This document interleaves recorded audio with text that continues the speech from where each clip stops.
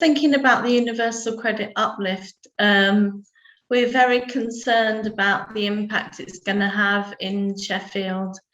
We're talking about 1 in 8 of the working age population being impacted by this.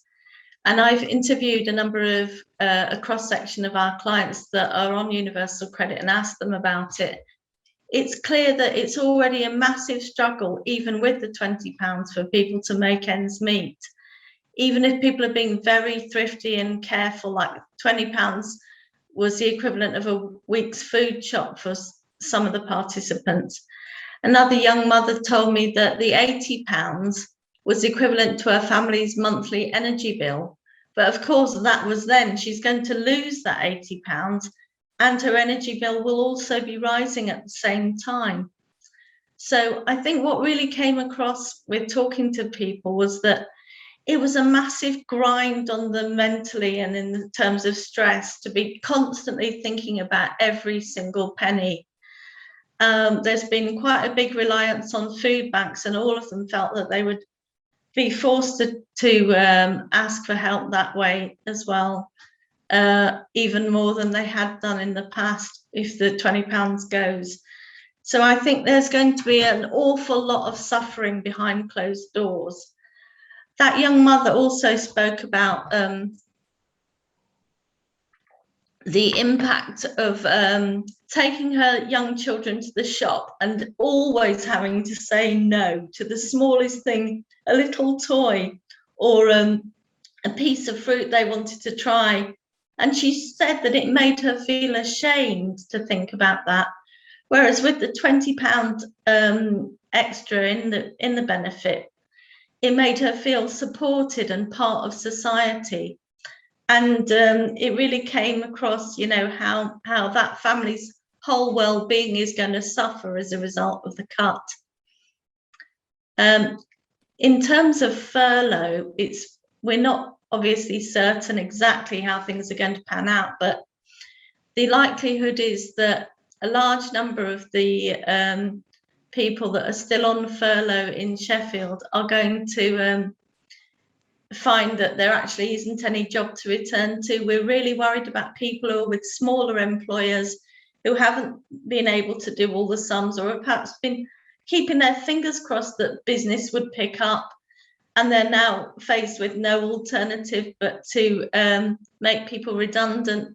We're worried that some of those small firms won't have made provision for the redundancy entitlements, and a lot of those people will need to go on to universal credit already at the lower level as things unfold in the coming weeks. And it's just going to be very, very difficult for people to survive and to feel that they're not just sinking with all the problems that they're facing.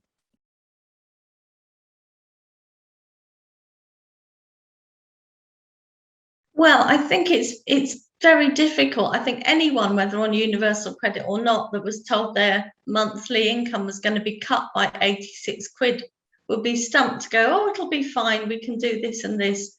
And we can't pretend that we can make good a cut of that size, which is why we've been campaigning hard to persuade the government to retain it. But if people are approaching us and they are in crisis, we are looking at, is there anything that has been unclaimed? So a common one is council tax support, which is claimed separately directly from the local authority. And there are odds and ends of hardship funds that they might be eligible for.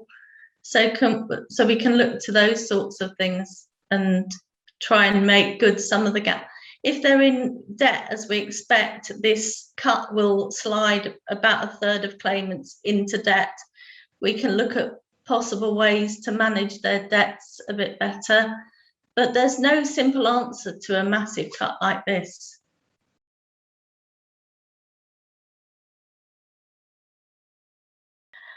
Yes, our ask is that the £20 needs to stay where it is and be made permanent, because it's only with that level of benefit that you can live a reasonable sort of dignified life. And I think that that's what we would like to see in our country. I mean, there is talk about, well, people can just take on extra hours. because obviously a lot of people on universal credit are already in work, but they can't necessarily go to their employer and say, could I have 9 extra hours at living wage, which is what they would in effect need to get to make good that cut, or would you mind giving me a pay rise? I know we're just coming out of a pandemic, but could you just help me out with a pay rise? It's a completely unrealistic approach.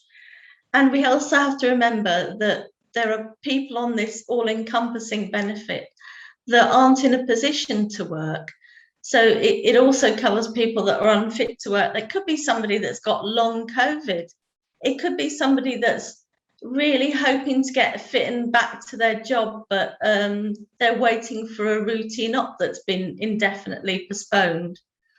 So we have to remember that we need to look after all the people that need that help.